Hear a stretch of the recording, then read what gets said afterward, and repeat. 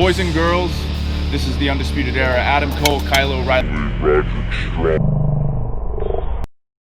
Hello, Steve. Hello, Larson. It's me, Dexter Loomis, NXT Superstar. So here's my shout out to the Going In Raw podcast. Clever name.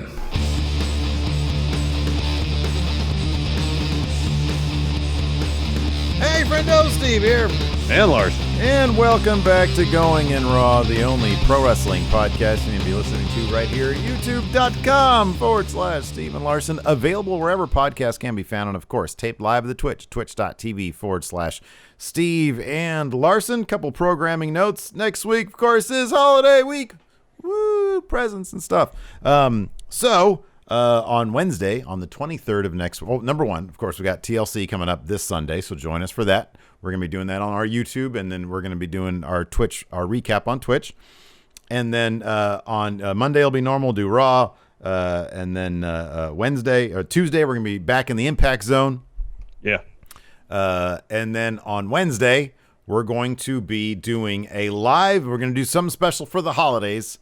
Yes, a live for holiday watch along for a holiday bash for NXT first, and then the holiday bash. AEW's holiday bash, isn't that December? That's the end of December one. That's right? New Year's Smash. Oh, that's New Year's Smash is the 30th and the 6th. Holiday Bash is the 23rd. okay, great. So we're gonna be doing holiday bash and NXT watch-alongs on the Twitch with no recaps of those. We're just gonna watch them, have a good time watching them, and then bid adieu until the following Monday. However, on Christmas Eve, the 24th, I will be living through my punishment of watching Avengers. What is it called? Avengers of Justice Farce Wars, starring Shawn Michaels. But yes, I have a proposition for you. We'll discuss it on our predictions.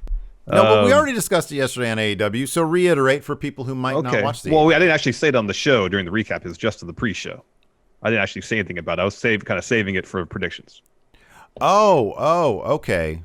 Oh, that's weird. I thought you did say it on the show yesterday. Well, no, it's for the screw it. pre-show. Just say it now, and then I'll give you my answer on. Okay, fair enough. So I know TLC.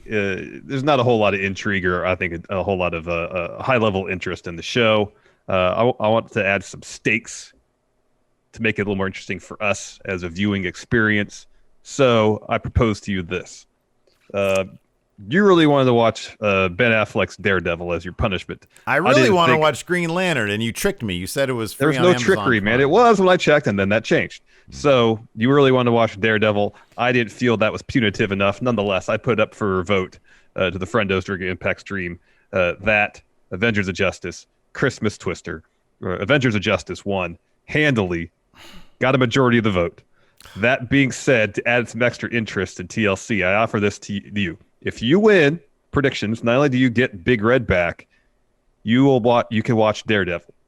But if you lose, Big Red stays here where it belongs. And then you have to watch Avengers of Justice and Christmas Twister. Oh, no, both of them. So I expect your answer tomorrow when we do predictions. Find out tomorrow if Steve agrees on predictions. Anyways. Oh, yeah, don't we have... Wait, tomorrow on predictions? Yeah, we do predictions after SmackDown because SmackDown's live go home on... for TLC. Yeah, but then on Saturdays when they actually go up for the YouTube. Yeah. We'll shoot it tomorrow, but then Saturday, yeah. Okay, all right, fair enough. Anyways. NXT, another solid episode where we got the new... I guess somewhat surprising, but in retrospect, maybe not. They have unfinished business. After Kyle O'Reilly lost that match, but he did break Finn's jaw, so it makes sense. Also, Peter Dunne won that ladder match for the advantage at War Games or preceding War Games. And Kyle O'Reilly. Go ahead. I thought maybe they might be doing something with Pete Dunne. And not like a real literal sense, but an idea like while he's operating as a hired hand, a gun for hire, if you will, for McAfee, he can only reach a certain level of success. But once he breaks free of that, oops, I was about to knock my light over. Yeah. Then he can actually start achieving more, becoming a true main eventer when he's not just henchman. Like in terms of a story they might be telling at NXT, it might be a reason why he didn't win.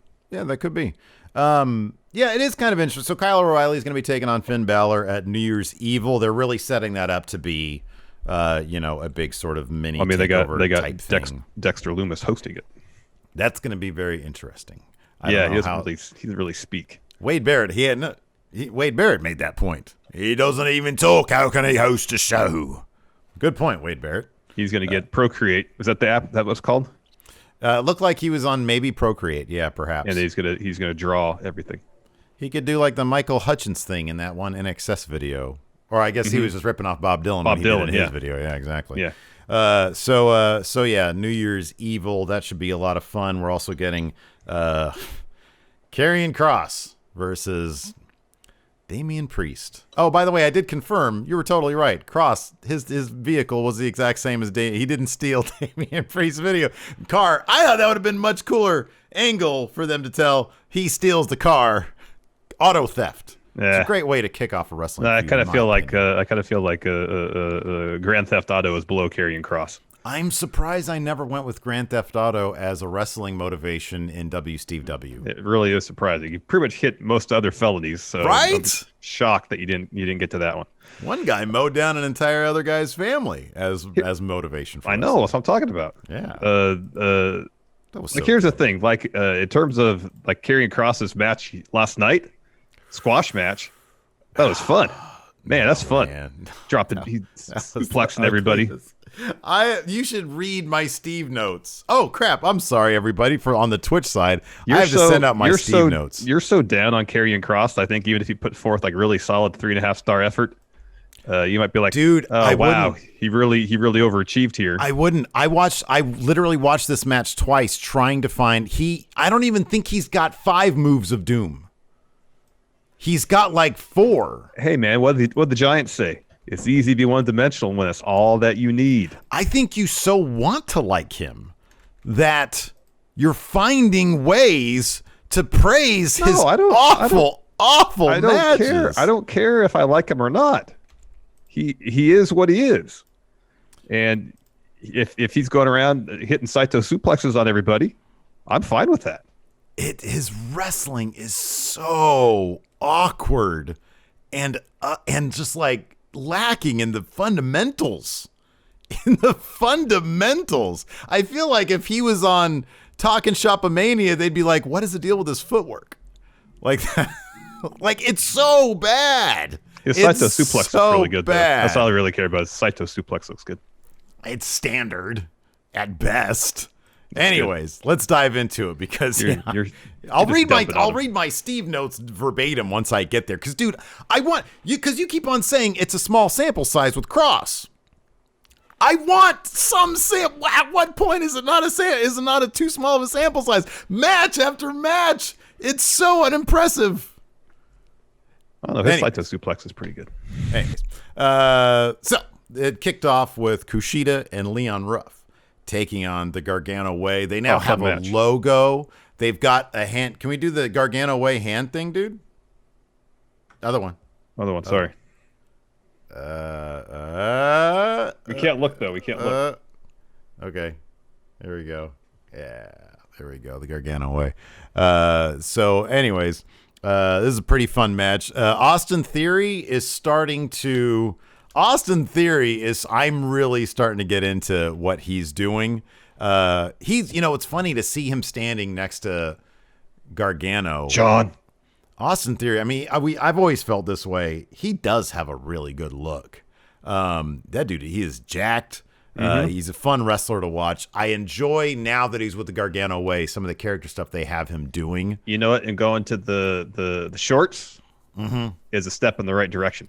I agree. He seems like you should be wearing those shorts the whole time. I agree completely. Some people seem like they should wear the pants. Some people seem like they should wear the trunks. Some people should be wearing the shorts. He seems like he should have always been wearing the shorts. Like if John ever went to pants.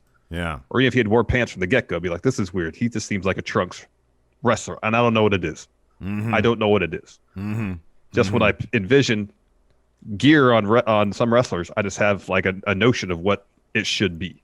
Yeah. But like Ciampa, he can go from pants to tights. It's totally fine. Seamlessly. Yeah, totally fine. Yeah. What did you think about Jericho when he was wearing trunks versus his tights? I always kind of preferred him in pants. Same.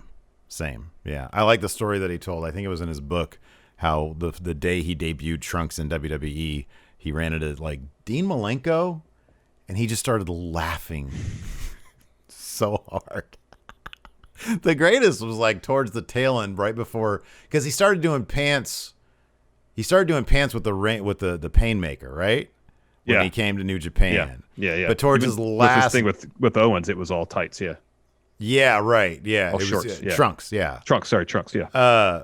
When his butt started gobbling up those trunks, it was the funniest thing. Remember, he had some that had like almost like a striper that was like flesh tone. Yeah. It's so gnarly. Oh man. Anyways, what was up with that when Leon Ruff went up for a senton? Oh man, I feel bad for the guy. He slipped like that. That sucks. Yeah, it just looked like the gravity just all of a sudden got stronger in that one localized area because he just went dunk. He was doing the step up thing on the ropes. His foot slipped out while he was about to do his flip over for the senton. He just kind of fell right in his back, right next to the apron. That could have been real bad. That could have been really bad. Yeah, it was next to ring steps too.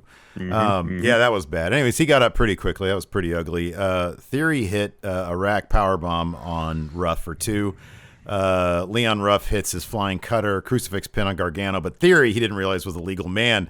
What do you think of Austin Theory's new finish? I had not seen this before. This is great. It's like a flatliner thing.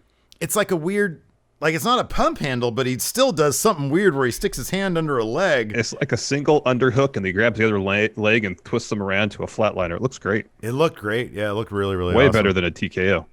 I agree, totally. Theory hits that on Ruff to get the win. Really fun match. You could tell already that John and Austin Theory, they're working out their tag team chemistry because they were pretty damn seamless. And that bit where Theory hits that rolling drop kick and Gargano follows with a slingshot spear, that was really cool. Good creative stuff there. I liked it. I liked it a lot. Yeah, Speaking of creative, Dexter Lumis is next. So he's on one of those platforms that's on opposite of the ramp at the CWC, and he's sitting there. He's got a little easel. He's got his little iPad. He's got Procreate, and they're drawing something. He hasn't drawn yet. He's just sitting there. Yeah, but it's in front of him, and it's like he's at. I don't know if they are if caricature artists, if there's a premium on hand drawn art, or if any of them have started using iPads and then printing out the or emailing them to people, or emailing them. So you don't have to carry. That's a good point. You don't have to carry around the thing. AirDrop it. Boom, right there. It's in your your stuff. You got it. You got it. Although there's something about the visual, unless you have like a bunch of TV screens or other iPads that are hanging up showing off your artwork. Yeah. Or having one like a flat screen TV that just has like a slideshow of your artwork on your little kiosk. Yeah. That could be kind of expensive as opposed to just having some frame there. Well, it's a good idea. Just have have it outputting to a monitor. So while you're getting your caricature, unless part of the thing is I don't want to see it until it's done. Yeah. And well, that could be inevitably look disappointed. You sit somewhere while they're doing the caricature, and then your back is to where the TV is. Yeah. That could work too. Yeah. Where's that thing? Every time we talk about this stuff, I gotta bust this out. Look at that. This was it's great. Dexter Lumis original right here. Yeah, man, that's great. And I appreciate having it. This is hand drawn right here. Yeah, that's fantastic. I snagged this before they started doing the art stuff with him in NXT. I think it was before his TV debut. Yeah, I think so. Before he really re-debuted anyways. After that, we had a Toni Storm, Rhea Ripley video package. Toni Storm dropped a bit of a promo saying again, this is new Toni Storm. Last time they faced off was at Worlds Collide. A really underrated pay-per-view in 2020, by the way. Oh, yeah, for sure, yeah. And Rhea won then. Ain't gonna be the same this time. They even harken back to Rhea beating Toni to be the first NXT UK Women's Champion. Toni beating her for that same title. Good stuff. Next, Legado del Fantasma video package. Kind of reintroducing themselves, if you will. Yeah, I literally didn't. I made a note of the two other things that preceded this, was just Undisputed Era backstage prepping for a match. Yeah. Birch and Lorcan pumping up Dunne for a match. I didn't even make note of this because it was so quick, and it's like, okay, yeah, we know they're here. Are they going to do something? Yeah, it seemed weird, like our introductory thing, but they've been around for months. And then Shotzi had an interview. She had a match. She's going to have a match with Indy later. She says she's proud of her War Games team. Candice calls herself Mrs. War Games, walking around with a trophy that Johnny stole from a Little League banquet. She adds that War Games is over, but the war is far from done. She broke Candice's arm. Tonight she's going to break her best friend. After that, we had Tyler Rust versus Tommaso Ciampa. Tyler Rust theme song, straight out of 2007. I thought this was great. If it was 2007, I also like that his ring gear is in fact rust colored. Yes. Like, so what are you thinking for with your ring gear? Well, my name is Tyler Rust. Anyway, what if I get some? What if I find some chainmail and leave it outside all winter so it gets rained on and stuff? Rusty. It's gonna be pretty rusty. Yeah. Exactly. And then he wears that to the ring. So he took on. It's all like staining his skin. I know. He took on Tommaso Ciampa. He has to make sure there's no little pokey bit so he doesn't get tetanus. Shows up in the ring. I don't know what the symptoms of tetanus are. Lockjaw, man. Mouth? Lockjaw. That's another name for it. Lockjaw. Lockjaw. There you go. Like if you step on a rusty nail, you gotta go get your tetanus shot. Yeah, but I forgot about the lockjaw part. Yeah, lockjaw. I just thought it was like sepsis or something, like you get poisoning inside, but you get lockjaw. Lockjaw. What is it? Yeah. Oh man! At first, when I saw this was against Tommaso Ciampa, I was like, Why Ciampa should have his house show shirt on. He should be wearing a merch shirt for this match. But this was a hell of a match. Yeah, it was like a strong Tyler Rust. From Tyler Rust, yeah. He put on a hell of a show here. Well, commentary said he's got 15 years experience, so you know, he's not a rookie by any stretch of the imagination. He might be new to NXT, but he's been wrestling a lot apparently. But the difference is in the level of competition that Ciampa's had. That's what Wade said. Yeah. So anyways, sort of to set the scene a little bit, there's a folding chair on the outside that's set up on the outside of the ring in the spot that Timothy Thatcher was sitting last week. Yeah. And there's a shirt there. Ciampa put it out there.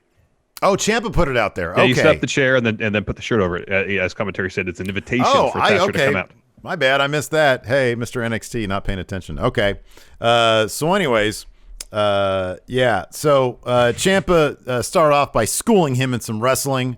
Yeah. Thatcher comes down. Ciampa says, "Yeah, I knew you'd come down, buddy." And then at one point, Ciampa throws Rust to Thatch and says, "Here's your student." There's a scuffle on the outside where Rust accidentally kicks Thatcher. Ciampa gets distracted by that. Rust is able to take over for a bit. He hits what looks like is probably going to be his finisher, which is like a twisting flip type thing. But he only gets that kind two of twisting on neck breaker type deal. Yeah. Yeah, I get the feeling. I mean, it looks like that should be his finish. It could be, but the fact that Ciampa kicked out of it in the middle of a match, maybe not so much. We'll I see understand the next Ciampa's time. leveled Yeah. up.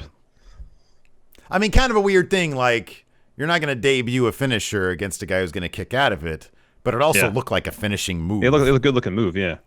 Yeah.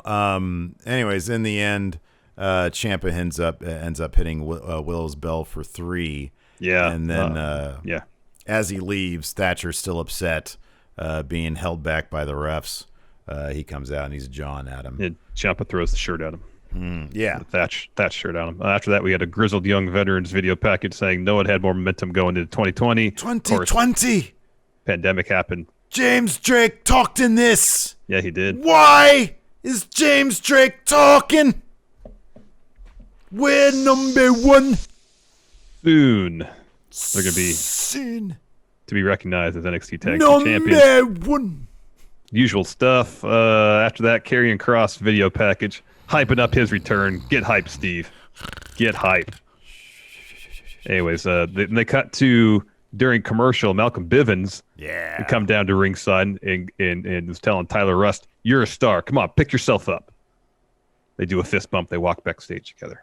I wish I had somebody in my life that could come up to me when I'm feeling down and say, "Steve, you're a star." Well, sorry that hasn't happened yet. After that, we got Dexter Lumis back on his iPad setup. This time, he's porting it out to the big screen so that whoever he's doing a caricature of can see his work in progress. He's doing a caricature of the New Year's Evil logo. That's exactly what he's doing. It's exactly what he's doing. After that, holy crap, I didn't know we were gonna have Takeover come early. We have Kyle O'Reilly. These two guys are great. They put on fantastic Oh my matches. God, the chemistry between these two guys is ridiculous. Oh, I love that it man. just started with them just throwing fists at each Well, other. it was great. There was that huge scrum where there was 8 other people ringside. Dane. So Oni and Birch come down with Peter Dude. Drake and Killian Dane attack them, and then Cole and Roddy, who accompanied O'Reilly to the ring, they join in, and the Breezango come out of nowhere. They join in. They're all brawling ringside. Meanwhile, O'Reilly and Dunne are just staring at each other in the middle of the ring, just waiting. Yeah, waiting. Yeah. So they clear all that. Bell rings, and they're just throwing hands. Yeah, It's a hockey fight. Yeah, it was great. Tons of strikes, lots of submission stuff. Kyle O'Reilly gets the upper hand. Dunne comes back with an X-Plex. Kyle O'Reilly goes for a German from the top, but Dunne lands on his feet. So Kyle O'Reilly ends up in the tree of woe. Dunne freaking kicks his head off. Yeah, he ate a ton of boots there. Let's see here. I don't know what in my notes here. It just says dank. Kyle O'Reilly with a vicious jumping knee. I don't know what dank means here. Dang, I think you mean dang. Oh yeah, maybe. Yeah, I don't know. Maybe. Yeah, G's only about 2 letters away from a K. Yeah, I don't know what I meant there. Anyways, he got a really high angle pinning suplex for 2.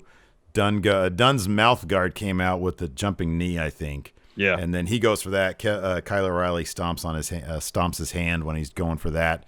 Dunne looks for a bitter end on the apron. Kyle O'Reilly suplexes him off the apron onto the floor. And then when he gets back in, drops a knee to the back of Dunne's head. Gets 3. Really creative finish. I like that it didn't involve like a regular finish or anything. I did too, and I like it as a situation where Dunne maybe went outside his usual comfort zone to try to get the win, and ended up costing him.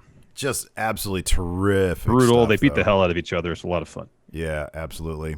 Next, we had a Rhea Ripley interview.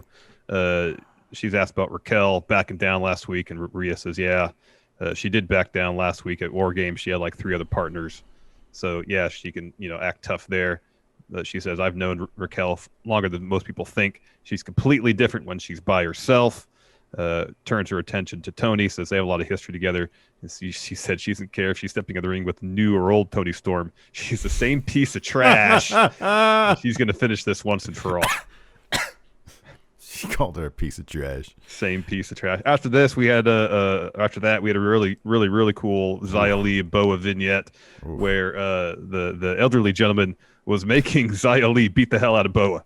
Yeah, it was awesome. Kicking him, punching him, beating the crap out of him. There's that I was really hoping that last shot. There was like a close up of Boa, and he was all bloody and stuff. I wanted to see one last fist come in, and they do like a Cronenberg. His head just explodes. That'd have been cool, but I don't think it happened. Well, they had to write Boa off after that. Yeah, you'd think, unless Karen Q, which is I'm assuming this is her, revives him. But yeah, and it was a little bit more of a shot of her, but still, it was really you couldn't really tell that it was actually her or who. Still kind of the close up of the eyes, and I think her hands at one point.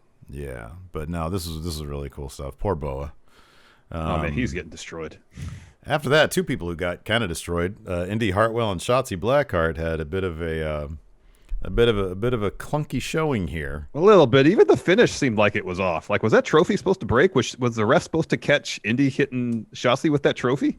I feel like nobody was on the same page in this match. A lot of it felt like the timing was just off on a lot of things. The chemistry was not there. Like they were both. They looked both like they were running half speed. And yeah, like we had sort of texted about that spot where Shotzi hits like a cannonball in the corner. And I think Indy's supposed to get her feet up to boot her off midair. And the timing was off there. I don't know if Shotzi didn't know that part of it. I don't know the language of pro wrestling. I'm sure there are signs and stuff where people are supposed to be aware they're going to counter something. Well, I kind of feel like that must have been, I don't know, because the spot was obviously missed because Indy was supposed to get her feet up. It seemed like she starts to. She does. Shotzi comes in for the cannonball, and right as Shotzi's about to start her jump, Indy gets her feet up. Yeah, and so the cannonball totally connects. She completely goes full bore into it. And then Indy just gets up, like she wasn't hit by anything, because that was what the beat was supposed to be. Probably she's supposed to fend off Shotzi, and then she's supposed to gain the upper hand because she evaded the cannonball or reversed it. And rather than maybe finding another way to cover up that spot to get to that same story beat where Indy turns the tables. They just went right into it. Yeah, we've seen moments before where a spot doesn't go as planned or whatever, and either based on just the experience level of whoever's in there or whatever, they'll call an audible, either get to a point where they can kind of redo the spot and get it right, or work something else out so it organically happens. The story beat of the match happens rather than just no selling a move. But anyways. Kind of a shame. I love the characters, but I really actually was hoping they would keep Indy in that neck brace a little bit longer. It's such a great visual. It's such a throwback to ECW type factions, where you got a person like that, and then maybe they use it as a weapon somehow. Yeah. But anyways, so Candice ends up trying to distract the ref. Indy smashes Shotzi in the gut with the trophy, but it's like in full view of the ref. He ends up throwing it out. Did you think that was a miscommunication as well? Because the ref did hesitate afterwards. Yeah. That seemed weird. And then I'm guessing they didn't anticipate the trophy breaking. Maybe. It's one of those matches where it felt like, in a lot of ways, barring injury, of course, anything that could go wrong did go wrong. Yeah. It just kind of felt like a match that just, all right, this isn't working. It's like fate is intervening to make sure this match just isn't working. Yeah. Because this seemed like a lot of timing stuff seemed off. Like maybe what was the whole point of Candice distracting and get the trophy in the ring if the ref's going to turn around and see it anyways? I mean, I understand you can make that a story point, like they're not even that good at cheating. Yeah, or they just cared about like beating the crap out of Shotzi because I mean afterwards they do the beat down thing. But no, I totally feel it. Even that seemed kind of not organic. Yeah. Candice comes in. She seemed kind of hesitant. But she ends up giving Shotzi a wicked stepsister. I like Theory. Theory took the trophy and started like sort of miming the head on it, like mocking Shotzi with her own weird doll head. Again, I was sort of appreciative. I'm keeping my eye on Austin Theory, man. I know I've been harsh on the guy before. Same here. I'm enjoying his work right now. Same. Next we get another Karrion Kross video package, and then we get his match against Desmond Troy. It's all about 90 seconds, Steve. Oh wait, but they had an announcement next week. Bronson Reed's coming back. Oh, that's awesome. I don't know what the hell. I don't know where he's been. I don't know either. Yeah. So Karrion Kross versus Desmond Troy. Karrion Kross dominates Saito suplex, cross jacket. Hold on a second. No, I'm going to my Steve notes for this one, my friend. God. Here we go. Kross clumsily mounts Troy. Even the mounting, getting the guys back, looked clumsy as hell. I watched, just for context, because I'm doing my research here. I popped on Cal Jack versus Jeff Cobb, big time wrestling from like a year or two ago. These are two big dudes, right? These are two hosses, right? Flowing like water, like butter, watching these guys do wrestling moves. Simple stuff like getting on a guy's back with ease. This guy looked like me stumbling into bed after a late night when he just mounts a guy's back. He gives him a lazy corner lariat, does that one suplex thing he knows how to do, almost falls down, hitting a head kick on Desmond Troy, then hits his Doomsday Saito, and then he puts him in the cross jacket for the tap out. It's a dud. I gave this match a dud, Larson. Wow. Yeah. Wow. A dud. All right, you're not a fan. I'm not really a fan either. He's you know what it is, man. He's not a good wrestler. He's the poster boy for WWE. If Killer Kross had landed in AEW, you know who he'd be right now? Jake Hager. Close. I was gonna say he'd be the foundation of Team Taz. He'd be Brian Cage. Maybe. And Team Taz might be elevated because of it. Brian Cage is a much better wrestler, but Kross does have a ton of charisma. Yeah, like Cage is a really good wrestler as a television presence. Not that great right now. Yeah. Let's say he can't improve. Yeah. He could. Yeah, sure. Whereas Kross, I agree, it's the inverse. He's a great presence. Mm-hmm. As a wrestler, no, he's not fantastic, but I guess one would hope the upside of him being in NXT is they could smooth out some of the rougher areas of his in-ring work. And what I mean by small sample size is that he wasn't there very long before he was shoved directly in the main event. Sure. You know, when he was there, it was in the early part of the pandemic stuff. They weren't running classes at the PC. So even though we've seen a decent amount of matches, I don't know how much work he's actually been getting in with the trainers at the Performance Center. And the matches have all and then been he got designed. hurt, you know, so the yeah. matches have all been designed. And I'll give you the allowance on the Keith Lee match because he did get hurt early. Yeah. Absolutely. And I am being, for entertainment purposes, a bit overzealous with my criticism of him. Although I do think that the foundations of my criticism is sound. I think that WWE offered him the world so that they would prevent him. It was when WWE was trying to prevent everybody from going to AEW, and they offered him the world, and it's not like he would have been that much of a needle mover for AEW. They clearly don't need him. The ratings will be coming out in probably 5 minutes from now, and they'll probably pass 1 million. You know, and but I think you know, I guess somewhat to WWE's defense, words I don't say very often. ooh, yeah. There is a lot to work with Karrion Kross. You know, there's something that you can teach. There's certain aspects of wrestling, I'm assuming, you can teach. You can teach better footwork. You can teach with repetition, you get smoother. Presence is much more difficult to teach. You know, camera charisma. I don't know if you can really teach that. You know, he's got that. Yeah. So if he has those intangibles that are not as easy to teach, you can work on anything else. Yeah, I don't know. We'll see. Again, I'm not like a huge Karrion Kross guy. I see the potential there. No, it's fun. He's look, a diamond in the rough right now. But whether they manage to hone and cut that diamond, that's something else. there was a moment when he came into the company when it looked like NXT might be transitioning into less of what they built their name on, quality, excellent wrestling. And, you know, I mean, dude, when they're obviously trying to elevate Kyle O'Reilly, you know, and I think they need to put a lot more work in it story-wise to get him from out of the huge shadow of Adam Cole. They need to do something to separate them. But Kyle O'Reilly is one of the best wrestlers on the planet. Like he is. Pete Dunne's one of the best wrestlers on the planet. They've Totally, got 100%. just terrific talent that can put on this stuff. And I understand to compete, if that's what they're trying to do, to be a more well-rounded product, you do need guys with, you know, that are 90% presentation and camera presence. I get that. But to hotshot them to like the title when you're going to have your main events being these 2.5-star affairs as opposed to what we've been used to, I still think is falling. I think since he's been gone, we've seen NXT revert back to, man, just killer wrestling. Well, I think we have for the most part, but we've said several times that there's a lack of star power in their main event, especially after Finn got hurt.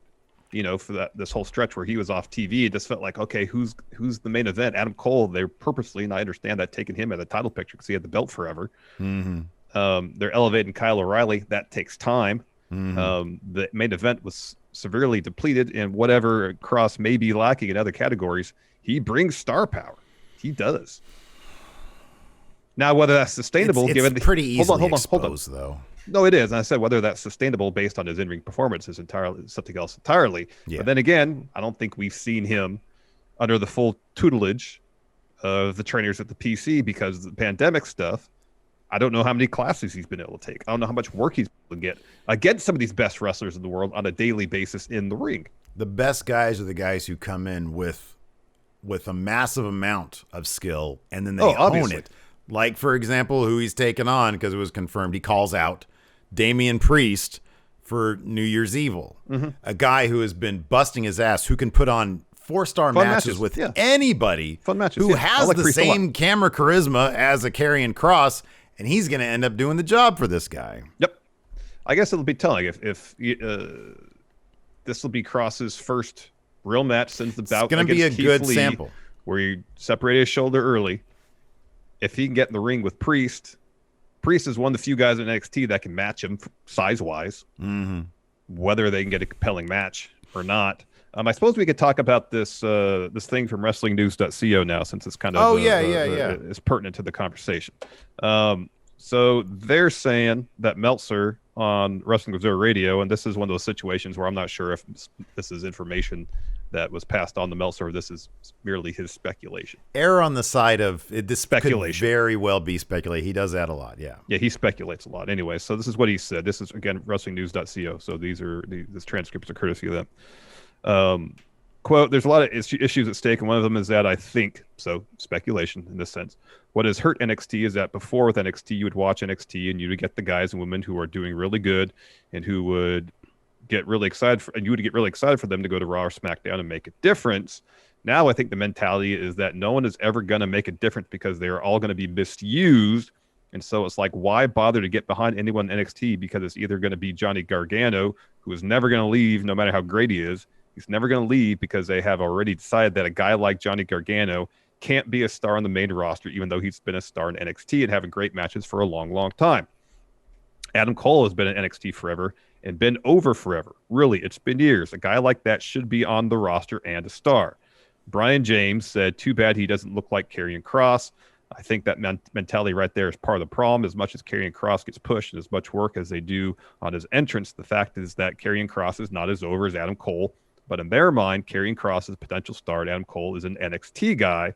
That itself may be the answer that they are missing, because if this was AEW, they would probably not go with the mentality that Adam Cole cannot be a star on the main roster and Karrion Kross may or may not be. This is not a knock on Karrion Kross. It's a knock on the mentality, because he's got size, he could be a star, and because the other guy doesn't have size, he can't be a star. In 1985, that was correct, but the world has changed completely, and they are behind the times. Wrestling News CO does have the quote here that Meltzer was referring to from Road Dogg, Brian James. He was on After the Bell with Corey Graves back in June. This is what Road Dogg said. Adam Cole is the most professional, most talented. He gets it. He gets every aspect of it. He can cut a promo. He is one of the guys where you tell him, I need you to do a minute, and that's all you have to say to him. He gives you a minute of hiccupless verbiage that makes you go, okay, that was perfect. Thank you. Every single time. That's Adam Cole in a nutshell. He's also a great worker. He has great psychology. If he was Karrion Kross's size, he would be the Universal Champion right now. And if he wasn't, I'd be wondering why. That's the kind of guy he is. That's the kind of human he is.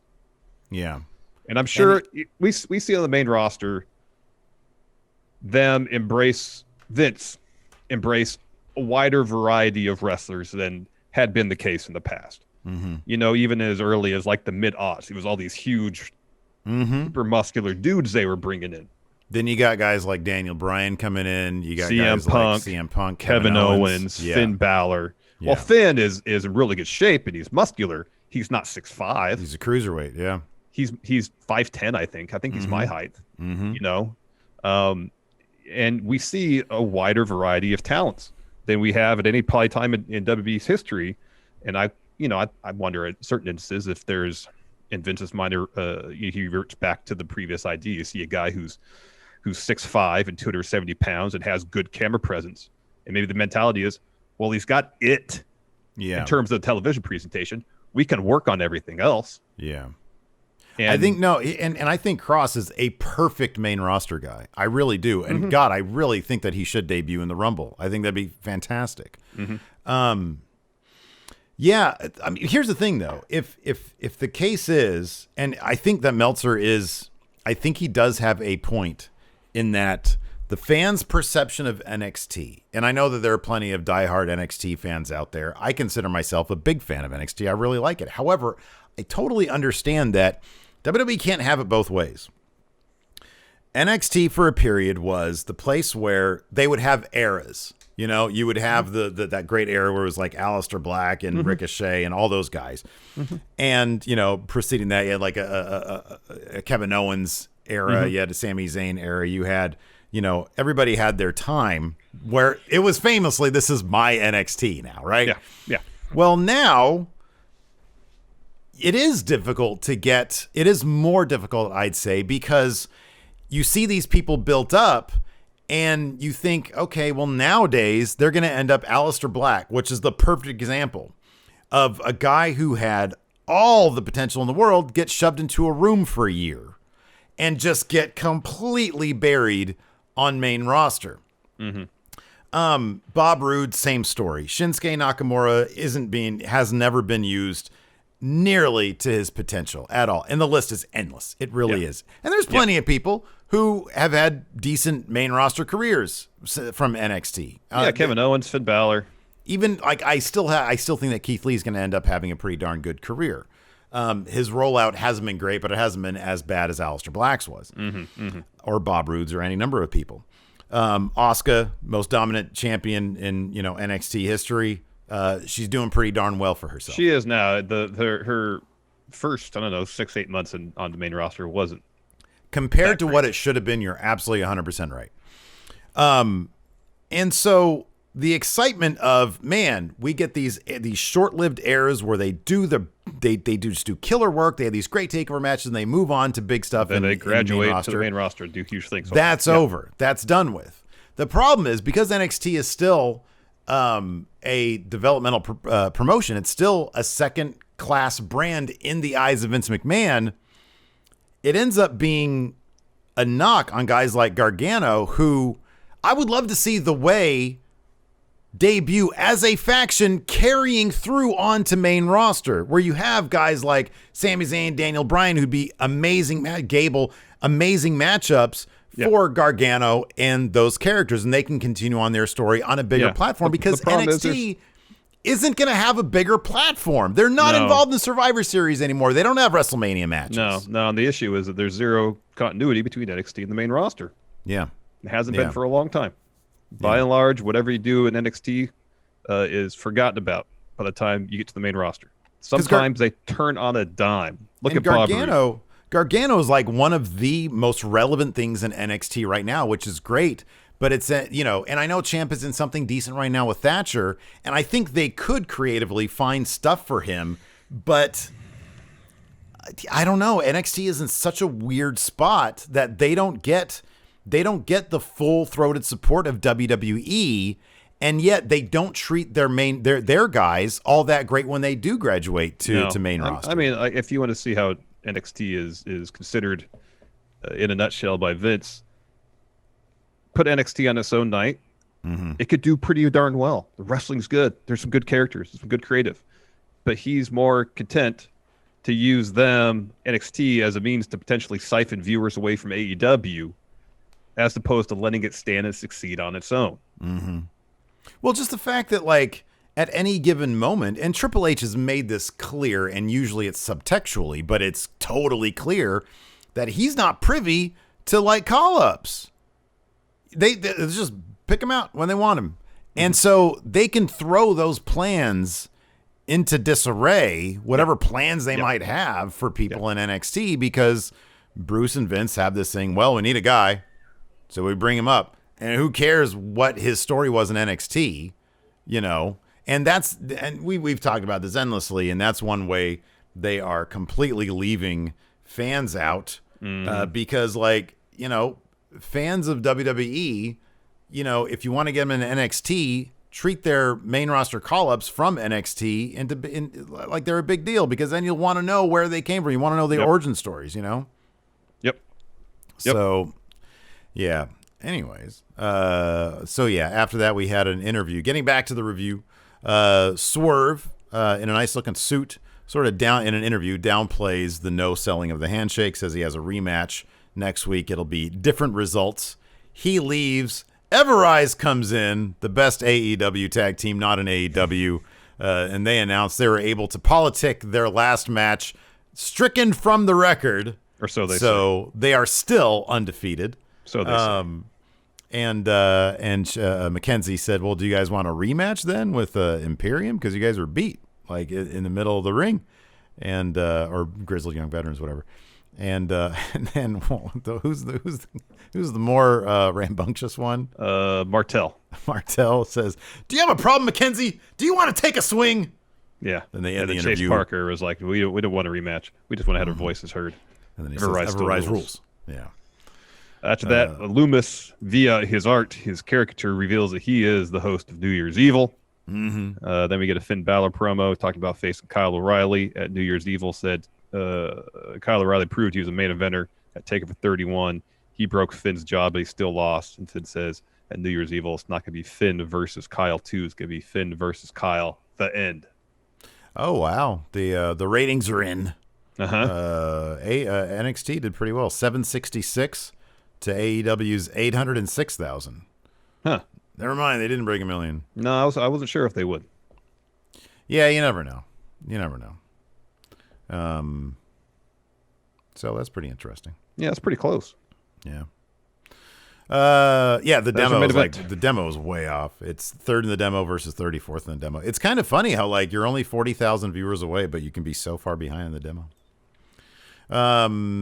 Let's see here. Yeah, then was our main event Toni Storm versus Rhea Ripley. These two have absolutely just terrific chemistry. Right before this match actually started, though, we had a Finn Balor shooting on Kyle O'Reilly. I just video. talked about that. I just discussed about it. Oh, okay. Sorry, I was recapped looking it at while the you were rating stuff. Looking at the ratings. So we had Rhea Ripley versus Toni Storm. Toni Storm ended up pulling off a win thanks to some help from Raquel Gonzalez. Rhea started off this match strong. Toni took over heading into a commercial break. So the finish was Rhea dumps Toni on the apron. Raquel comes over. Rhea kicks Toni off the apron into Raquel, who tumbles over the barrier. But she comes back as the ref is attending to Toni after Rhea put her back in the ring. Raquel launches Rhea. She takes her off the apron, launches her into the ring post, leaves her in the corner. Toni then hits her with a hip attack. Storm 0. Toni Storm picks up the win. Really fun match, though, between these two. Yeah, fun match.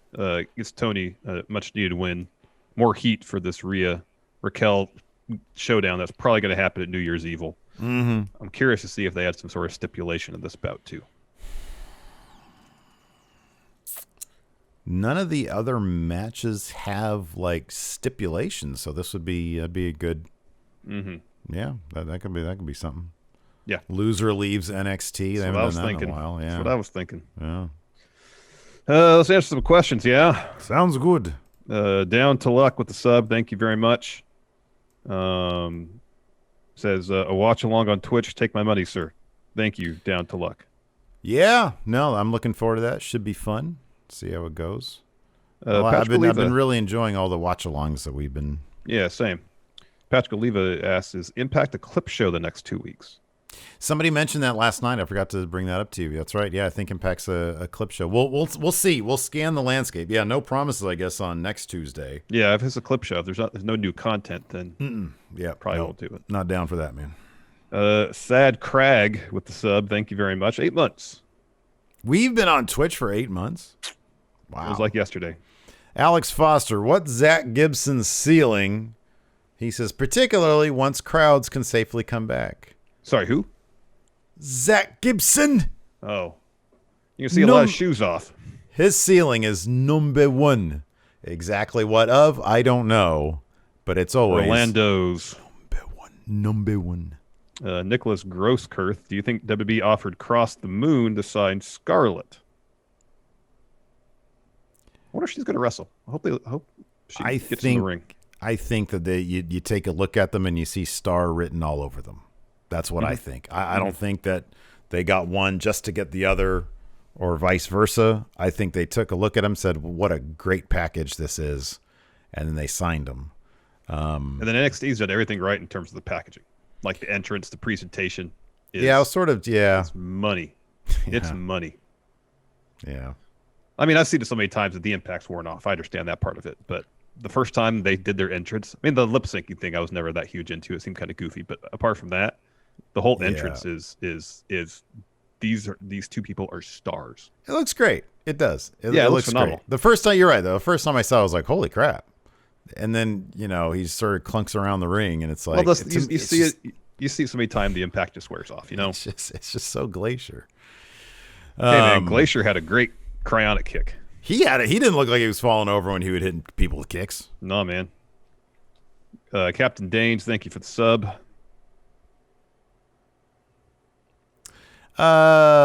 Rich, would you rather be jacked like Pete Dunne or have the charisma of Adam Cole? Well, I clearly have the charisma of Adam Cole already. All I need is the jacked of Pete Dunne. No, it's an either or. So if you say that you already have the charisma of Adam Cole, then that's up for discussion, I suppose. Then you can't get the body of Pete Dunne. It's an either or proposition. I'd rather have charisma. It's oddly how I've gotten so far in life, Larson. Yeah, I don't know. I have virtually no charisma. I don't know how I've achieved what I have. So give me the body of Pete Dunne. Tons of charisma. You're a star, Larson. You're a star. No, I'm not. I could do this.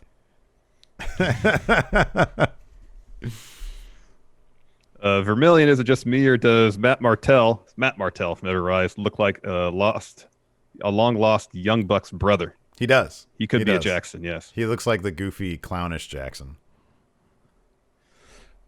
This is interesting. Fear and Loathing says, you have a lunch meeting with Vince and Triple H. They're buying, but they want sandwiches and want you to pick them out. What are you bringing for lunch? That is a lot of pressure to try to select a sandwich for Vince McMahon. Do they make snow cone sandwiches? Do you think he'd be a meatball sub guy? No, a steak sandwich. Give him a steak sandwich. Yeah, steak sandwich. Get him some steakums. Sure. Yeah. What about Triple H? Do they make grilled sandwiches? Yeah, grilled chicken something. I'd say. Yeah. Yeah. Colin Branch, what are the odds of Kyle O'Reilly beating Balor for the title just to lose it to Kross? I'd thought about that. They're going to do this thing with Kyle O'Reilly where he's going to come so close and you're going to think he's going to win this damn thing, and then Balor's going to pull it out. Probably because they the already bigger hyping up match, the Thin Kross match. Yeah, they've already hyped that up. Yeah. Gareth Wade Barrett called Ciampa a founding father of NXT. Who are the founding fathers of NXT? And says yes, women could totally be included. Rollins, Big E, Paige, Neville. Yeah, probably Neville. Yeah. You know what? I'd put Sami Zayn in there somewhere. Okay. Yeah. I'd put Sami Zayn in there. He sort of, yeah. Because he was kind of like the one who bridged the eras from the Big E Neville era to Kevin Owens, Finn Balor, you know. Yeah. You could, I mean, would you put Bayley in there, or is that going too far into it? Probably had the best story of all of them. Her and Sammy. Yeah. But then like Asuka should totally be on it. She should totally be on that list. Yeah, I mean, then you're straying more into Mount Rushmore as opposed to founding fathers, aren't you? Yeah. I know. Ricky Steamboat's kid, Richie Steamboat. Richie Steamboat. There you go. Was it Victor from the Ascension? Yes. Yeah, Victor. God, there's so many names there. Our boy Cal Jack, there you founding go. father Cal of Bishop. NXT. Cal Bishop. There you go. Senpai Acid, do you think the rate at which NXT call-ups happens affect the push the call-ups get? WB used to having top stars for 5 or so years, so having call-ups every year or so makes that process difficult. I mean, if there's a lot more call-ups on a more regular basis, there's only so many spots on TV, and then only so many spots in various title scenes and whatnot. And they're not really good at formulating interesting undercard stories that are outside the title picture. Dude, it's the issue WWE has with signing so many people and not letting go of people. You know, the Goldberg coming in is just a spot somebody else doesn't have that they're already signed doing full-time work. Yep. And it's the problem with them not creating legitimate main event draws. Randy Orton's still there, and God bless him, he looks like he's still 20 years old. I know. But when you have that spot being taken up by a guy who's been around for 20 years, you know, I mean, he's doing some of the best work of anybody in the history of pro wrestling. And I'll say this. All the momentum he had coming out of that Edge feud, they could have put a rocket on Orton's back and had him carry Raw. Yeah, Instead, for the most part, they use all the momentum he got to help get Drew over even more. Yeah. Yeah. So I'll give Orton credit. He was doing some of the best work he's ever been, the hottest he's maybe ever been in his career. And it wasn't like, all right, you know, shoot me the moon. It was, all right, let's help people get over. Yeah. You know? But dude, it was, you know, the reason why people were so excited about Edge coming back is because I know. there wasn't anybody, like nobody when Stone Cold and The Rock were hot, nobody was thinking, oh man, I wish they'd bring back Bob Backlund.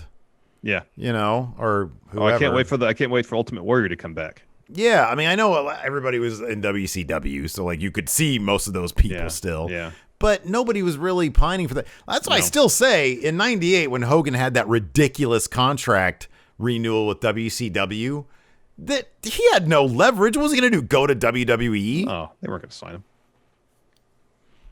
The main event in 98, 99 WWE was ridiculous. Oh, it was ridiculous. Stone Cold, Rock, Mankind, Triple H, Undertaker, Kane. Shortly thereafter, you had Kurt Angle with that. Mm-hmm. You know? Their tag scene was insane. Mm-hmm. Absolutely insane. Mm-hmm.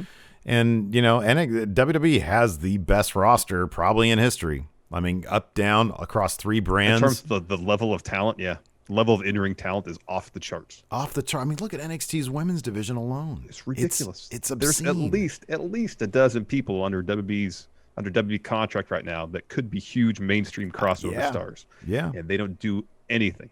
Yeah. Nothing. I was reading a Reddit thread about this because it was on Squared Circle, and they quoted Alvarez as basically making that point, you know, that he says AEW sort of proven that storytelling, you know, sort of, I mean, like everybody's a fan of whatever, but, you know, storytelling trumps, you know, the deepest roster in history. And you can debate the point for sure, depending on what you like. But I mean, one thing AEW does do right is their storytelling. You know, so many things interweaving. And I know we've poked fun at the idea that a lot of the stories begin via people being pushed into people, you know, that are hanging out ringside. But they have come up with any number of solid catalysts for various stories, and they've been able to weave them pretty seamlessly and show, hey, this can actually be done. Yeah, I mean, it doesn't have to be convoluted soap opera stuff in terms of the stories being told. They have to be sensical, logical stories that play out over weeks that people can get invested in. So often on WB, the stories don't make sense. Yeah, they were motives or actions seem illogical. Somebody brought up the remember it was like Rusev and Nakamura were a tag team like moments after they had a blood feud over a title, and then like of the US title. Rusev I think went heel, and then all of a sudden they're just a tag team thrown together. Yeah, makes no sense. Yeah, I mean, just recently you break up the Iconics, and then you like 2 weeks later Peyton Royce is in another tag team. Why? Yeah. Billy Kay's on SmackDown trying to find a tag partner. Why? Right. Yeah. Dr. Lipkin says, I'd like to see Dexter. This is kind of grim. Dexter Loomis kidnap people and turn them into modern art. Imagine if after the Undisputed Era were taken, they were discovered unconscious, wearing animal masks, posed as if they were, about to be slaughtered. That's so grim. Dark. That's a great idea, but it's so dark. That's probably really darker than I'd be like, wow, this is really messed up. Let's see here.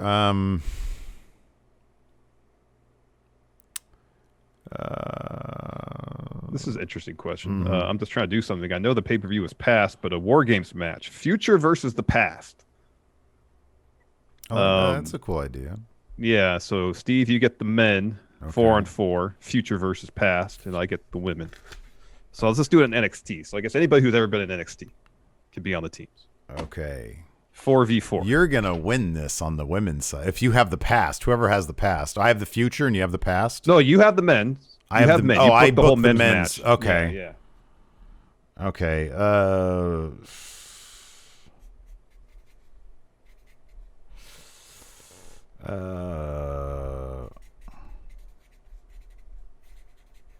Okay. And the then future. I guess. I mean, the future is such a weird thing in NXT because you have to leave out like. Let's see here, the future.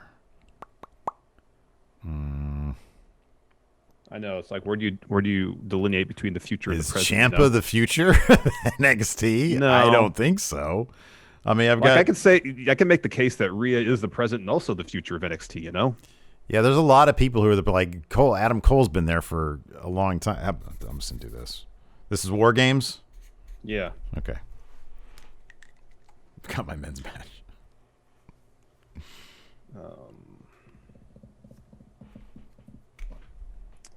Well, I'm not gonna.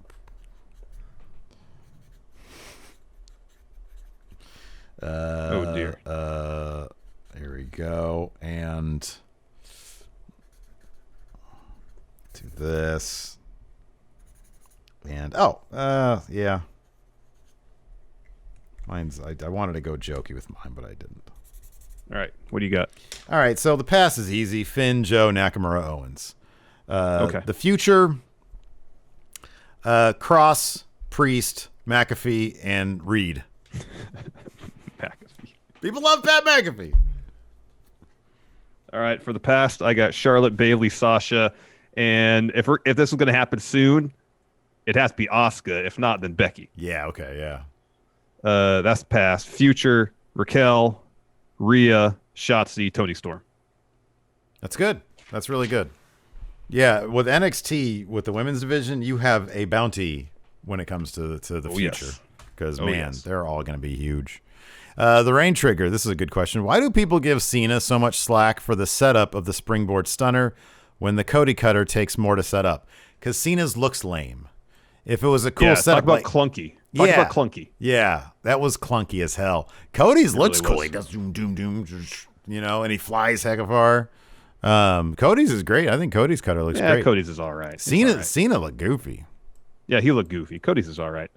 Nice link 80. It's no Osprey doing the springboard. It's not that far away. It's not that far away. It's quite a ways far away. It's quite a ways far away. Nice link 81 with the sub. Thank you very much. Yeah, it's pretty far away. It is far away. Okay, last question I have here is from Moses Opposes. Who is the next superstar and should be built up to defeat Gargano? He says he thinks Reed will hold it sooner than later.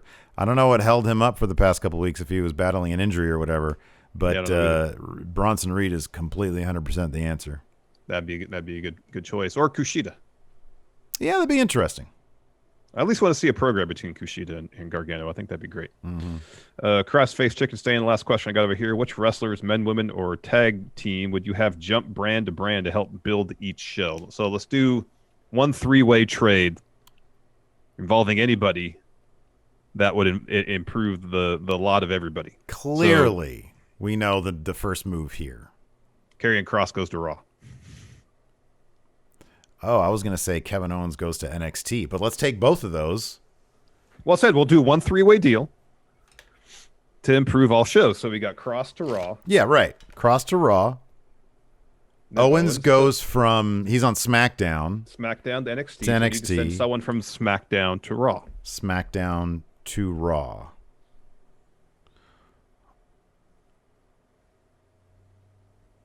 First inclination is Daniel Bryan.